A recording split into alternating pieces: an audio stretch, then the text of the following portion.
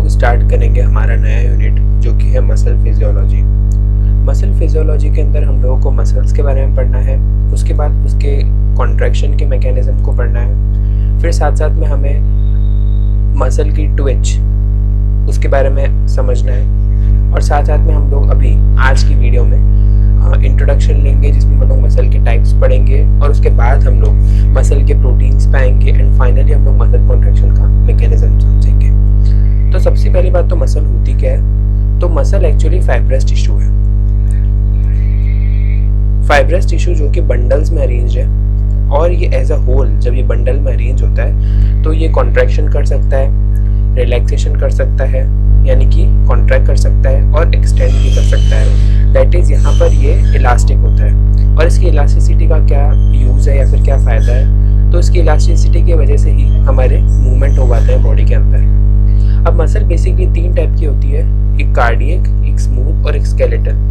तो हम लोग सबसे पहले देखते हैं कि स्केलेटल मसल क्या होती है।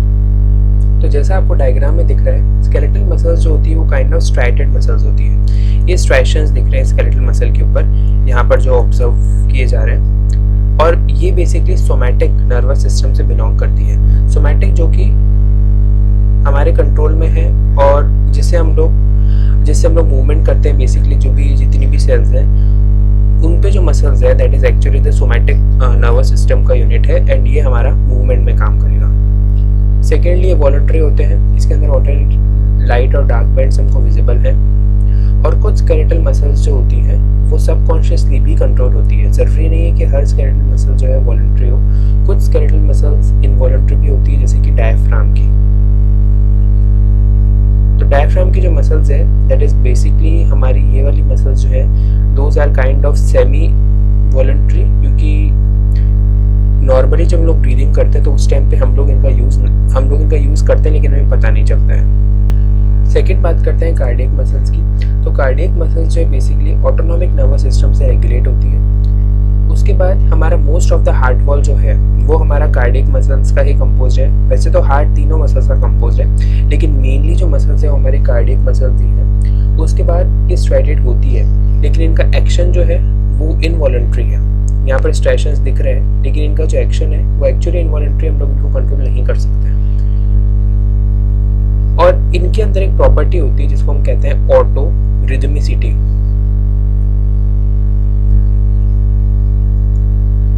इसका क्या मतलब है? इसका ये मतलब है कि ऑटोमेटिकली ऑल्टरनेटली कॉन्ट्रैक्ट भी करते हैं और रिलैक्स भी करते हैं। That is what we call as auto rhythmicity. Third हम लोग बात करते हैं स्मूथ मसल्स की। स्मूथ मसल्स जो है वो भी बेसिकली जो हमारा ऑटोनॉमिक नर्वस सिस्टम है उसके न्यूरॉन्स उसको रेगुलेट करते हैं। उसके अलावा ये हमें मिलती कहाँ पर है? तो ये हमें बेसिकली ब्लड वेसल्स के इनसाइड पे मिल सकती है। इसके साथ हमारे पूरे डाइजेस्टिव सिस्टम के अंदर स्मूथ मसल्स हैं। एयरवेज के अंदर हमारी स्मूथ मसल्स हैं, जहाँ पर हमारी लंग्स हो गई या फिर ब्रोंकाई के अंदर, वहाँ पर हमारे स्मूथ मसल्स हैं। और साथ साथ में एब्डोमिनोपेल्विक कैविटी, यानी कि एब्डोमिनल पेल्विस की जो कैविटी है उसके अंदर भी बहुत सारी स्मूथ मसल्स हैं। यहाँ तक कि हमारी स्किन के अंदर भी जो हेयर फॉलिकल्स जहाँ से ग्रो आउट करते हैं वहाँ पर भी स्मूथ मसल्स प्रेजेंट होती हैं। अब हम बात करते हैं कि हमारे एक्चुअली इस मस्कुलर टिश्यू के फंक्शंस क्या क्या हैं। तो अगर ब्रॉड बेसिस पे देखें तो मस्कुलर टिश्यूज़ जो हैं वो हमारे बॉडी के अंदर मूवमेंट्स को प्रोड्यूस करते हैं। सेकेंडली वो जब हम लोग अगर सपोज़ कोई पोस्चर मेंटेन करके या तो बैठे हैं या फिर खड़े हैं तो हमारे पोस्चर को स्टेबलाइज करता है। तीसरा, अंदर सब्सटेंसेस को मूव और स्टोर करवाता है। फॉर एग्जांपल गैस्ट्रोइंटेस्टाइनल ट्रैक्ट के अंदर जो फूड पार्टिकल्स है जब उनका डाइजेशन हो जाता है और जब उनको आगे बढ़ना होता है, that is all because of the contraction and relaxation of the muscles only. और उसके अलावा हीट जनरेट भी करता है, क्योंकि जब मसल्स कॉन्ट्रैक्ट करती है तो उनके अंदर से हीट जनरेट होती है, and that property is called as thermogenesis, यानी कि हीट का फॉर्मेशन होना। अब हम लोग देखते हैं कि स्केलेटल मसल का एक्चुअली स्ट्रक्चर होता कैसा है, मतलब ये किस तरीके से वो अरेंज्ड होती है हमारी स्किन के नीचे और कैसा उसके अंदर का पूरा कंपोजिशन है। तो अगर हम बात करें तो सबसे पहले हमारे पास आ जाएगी ऊपर स्किन। उसके नीचे हमारे पास एक लेयर आती है that is what we call as hypodermis. अब ये हाइपोडर्मिस बहुत स्पेशल है क्योंकि ये हाइपोडर्मिस एक्चुअली 2 पार्ट्स की बनी हुई है। एक हमारे पास होता है एरियोला एरियोलर कनेक्टिव टिश्यू और एक हमारे पास होता है एडिपोज कनेक्टिव टिश्यू। इन दोनों से मिलके हमारी हाइपोडर्मिस बनी है और उसके नीचे अगर हम देखें तो हमारे पास मसल प्रेजेंट है। तो अगर हम इसको दूसरे कलर से बनाना चाहें तो यहाँ फिर उसके नीचे हमारे पास जो होगी वो मसल की जो है लेयर प्रेजेंट होगी, मसल्स प्रेजेंट होगी। अब बात करते हैं इस एरियोलर और एडिपोज की। तो बेसिकली जो एरियोलर कनेक्टिव टिश्यू है ये हमारी स्किन को नीचे से सपोर्ट दे रहा है, acting as a base to our skin, जिससे कि हमारी स्किन जो है स्टेबल है। बात करें अगर एडिपोज टिश्यू की तो जितने भी हमारे बॉडी के ट्राइग्लिसराइड्स हैं, तो ट्राइग्लिसराइड्स का स्टोरेज ये एडिपोज टिश्यू करवा रहा है। उसके अलावा हीट का इंसुलेशन, ताकि बॉडी के अंदर की हीट बाहर ना जा सके इजीली, उसका इंसुलेशन कराने के लिए भी हमारे पास एडिपोज टिश्यू है। तीसरा, अगर कोई बाहर से एक्सटर्नल शॉक आता है तो वो अंदर मसल्स तक नहीं पहुंच पाए, मसल्स का डैमेज ना हो सके, इसके लिए हमारे पास ये शॉक एब्जॉर्बेंट की तरह भी काम करता है।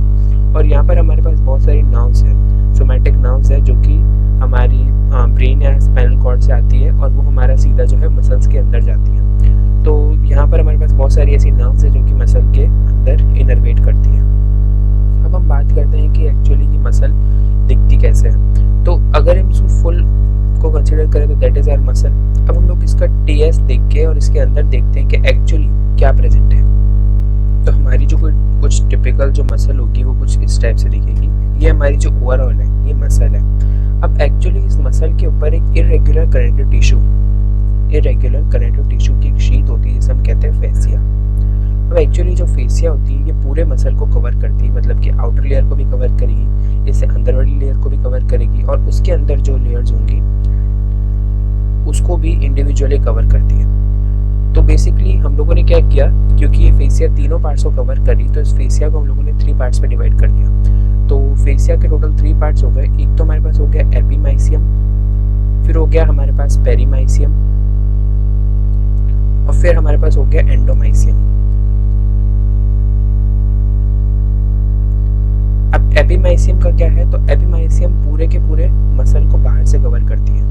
एंडोमाइसियम जो होंगी वो इन यूनिट्स को कवर करके रखेंगी और जो पेरीमाइसियम जो होगी वो इन यूनिट्स को कवर करके रखेगी और जो एंडोमाइसियम होगी वो अंदर इनसे जो छोटे यूनिट्स हैं उनको कवर करके रखेगी। तो वो समझने से पहले हमें ये समझना होगा कि इन सब यूनिट्स को इंडिविजुअली हम लोग कहते हैं क्या, इसके क्या क्या पार्ट्स हैं। तो सबसे बात तो हमारे पास मसल ही हो गई, ये पूरी हमारी मसल है। इसके अंदर जो ये वाला पार्ट है that is what we call as fascicle, ये एक फेसिकल है। ऐसे ही बहुत सारे फेसिकल्स हैं हमारे पास मसल के अंदर, इन्हें हम लोग मसल फाइबर भी कहते हैं। या तो फेसिकल कह सकते हैं या फिर मसल फाइबर कह सकते हैं। इनके अंदर और छोटे छोटे पार्ट्स हैं। इन पार्ट्स को हम लोग जो इससे अंदर की तरफ जो है हमारे पास प्रेजेंट है उन्हें हम कहते हैं मायोफाइब्रिल्स। और उसके अंदर हमारे पास जो चीजें होंगी मायोफाइब्रिल्स के भी अंदर that is what we call as the filaments. They not thick filaments इसके अंदर मायोफाइब्रिल्स के अंदर प्रेजेंट होंगे। तो जो हमारी फेसिया है, फेसिया की जो लेयर मसल के ऊपर कवर्ड है एज अ होल वो एपिमाइसियम होगी।